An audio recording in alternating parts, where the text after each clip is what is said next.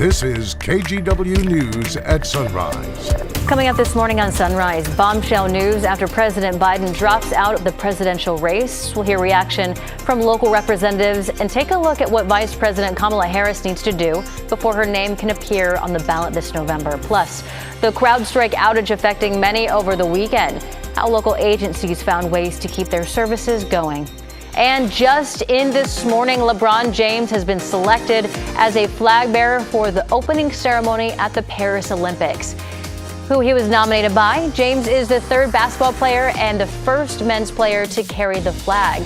The female flag bearer will be announced tomorrow. That's exciting. Hey, thank you so much for joining us on your Monday here. Chris McGinnis will have a look at traffic here in a second. Let's get right to your weather. Yeah, good day coming up. We'll start with one of the cameras along the coast that's showing some early morning sunshine. Here's Cannon Beach live, so that's pretty. Kind of varying cloud cover at the coast, also varying cloud cover here inland in the Portland area. We're at 57 degrees. Everybody's being reported as dry here on the west side. There is a mostly cloudy look off to the northeast from the top of the Wells Fargo Tower. We're at 61 degrees. Temperatures are going to be comfortable not only today, but moving forward as we have broken the heat that started all the way back really on July 4th. 70 at noon, and I have us up to 81 with sunny skies at 5 p.m. Here's Chris. That will feel really good. All right, your morning commute looks good so far. Highway 26 near the Sylvan Hill, rolling right along, rolling fine through Tualatin as well on I-5, and I-84 looks good on the east side as well. Let's take you a little farther east into eastern Oregon as wildfire continues to ravage the land here across the eastern part of the state. There is a big section of I-84 that is closed from La Grande out to the Ontario area, the Idaho state line. This is look at I-84 out near the Baker Valley rest area. No cars on the road. In China, you can plainly see the thick wildfire smoke and haze out there. So just check ahead. I-84 likely to be closed intermittently here throughout the day today. All right, now at 6, the presidential campaign for Vice President Kamala Harris has hit the ground running. The latest reports show she's raised nearly $50 million from grassroots donors since President Joe Biden ended his campaign. He's now endorsing Harris, who has now got less than a month to convince Democrats to make her the nominee. NBC's Bree Jackson is in Washington with the latest. In an historic move, President Biden dropping out of the 2024 presidential race, writing, "I believe it is in the best interest of my party and the country for me to stand down." The news sending shockwaves through the nation. It was a shock, but at the same time, they must feel it's best for the election. I think he made a choice for the country, and I'm in favor of it. The president's decision follows weeks of calls for him to step aside, citing concerns about his poor debate performance, age, and ability to lead for 4 more years if reelected. The 81-year-old says he's now offering his full support for his vice president, Kamala Harris, to be this year's Democratic nominee. In a statement, she says, "I will do everything in my power to unite the Democratic Party and unite our nation to defeat Donald Trump." Some lawmakers are also throwing their support behind the 59-year-old. There's no time for bitterness, man. We have got to unite behind this ticket with Kamala Harris at the helm and move forward. She carries into this campaign the Biden record, and it is a damn good record. Former President Trump's team has been preparing to run against Harris for weeks. He's criticized her even before President Biden ended his campaign. She's not a competent person. She shouldn't be president. I mean, she's being laughed at all over the world. The world is now watching and waiting to see what the Democratic Party ticket will be. In Washington, Bree Jackson, NBC News. And reaction to Biden's decision have been pouring in from lawmakers across the Pacific Northwest. Our Thomas Schultz joins us live in the studio this morning with more on that. Good morning, Thomas. Hey, good morning, China. And many Oregon leaders thank President Biden for his time in office while acknowledging the decision to step aside was wise. Oregon Senator Ron Wyden says he's all in with Vice President Kamala Harris, and his energy will go toward defeating Donald Trump. Wyden calling Trump a convicted felon who wants to yank America backward with his checkered and erratic past of right-wing extremism on women's health care, dirty energy, and more. Representative Earl Blumenauer, who last week was the only Oregon Congress member to call on Biden to step aside, said he made the right decision to spend the remainder of his presidency implementing his landmark achievements rather than fighting a campaign against Donald Trump.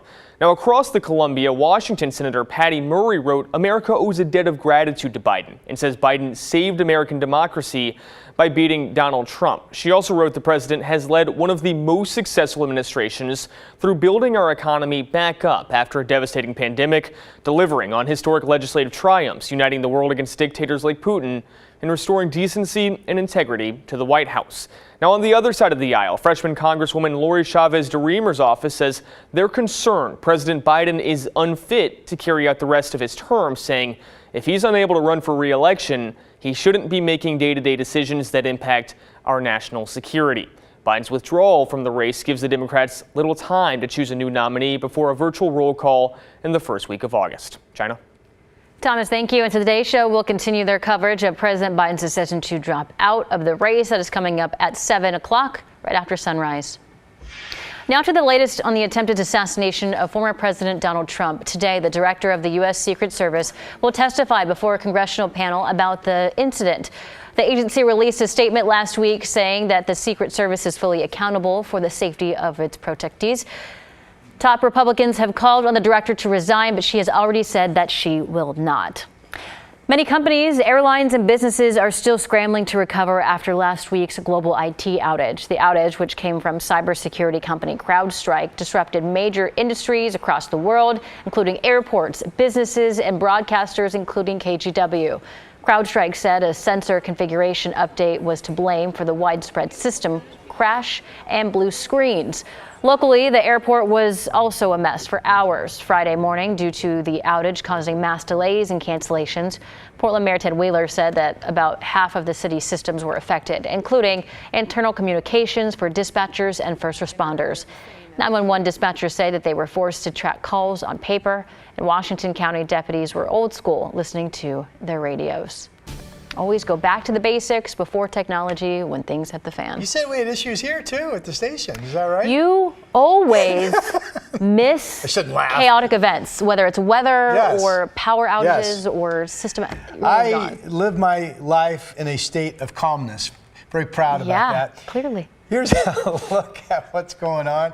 Cooler weather pattern. We talked about this last week. Remember last week we were tracking this low. It's the center of cooler air. It will be pushing marine air into us all week, and we would break the stretch of 90-degree heat, and we would stay what's considered to be very comfortable for this entire week. All of that is absolutely a go. Yesterday, following the thunderstorms that I did not see when I last talked to you on Thursday, those thunderstorms triggered by a low disturbance rotating around that low, and it turned out to be the swing door of the cooler pattern. It was only 80 here in Portland yesterday. I say only 80. It was the coolest day since we were in the 70s on July 2nd, by the way. All right, here's what we're looking at. We do have a mixed bag. It's not solid anywhere. I'm talking about the low marine clouds.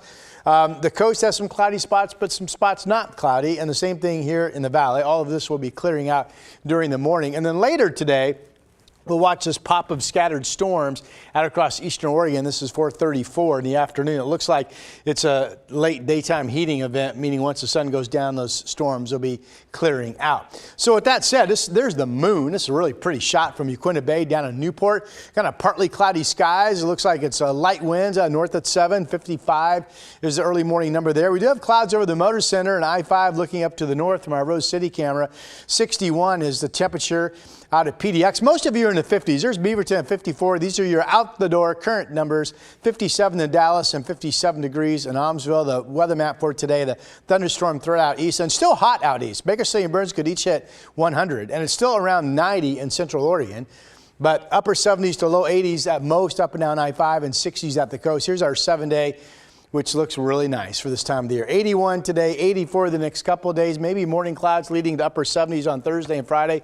I have 83 and 85 for the upcoming weekend, and that is your forecast. One person has been hospitalized with serious injuries after colliding with a MAX train. The driver got trapped inside after the crash caused the car to flip. The MAX train was damaged and prevented crews from disconnecting the train from the power wire, which made it difficult for rescue crews to cut the driver out. The driver was eventually cut out and transported to the hospital. Portland police have arrested 3 people following a shooting investigation Saturday night. It happened near Northeast 82nd and Sandy Boulevard. Police say that they were searching for a vehicle involved in that shooting, where one person received minor injuries. The car was found several blocks away, with the 3 suspects hiding in a nearby business. Police say they seized multiple firearms. The investigation continues. And in Marion County, a Salem man is dead after he was hit by a car. It happened yesterday morning near the intersection of State Street and 47th Avenue Southeast. Despite life-saving efforts by first responders, 61-year-old Michael Sissel was pronounced dead at the scene. The driver stayed on scene and was interviewed by police. No arrests have been made.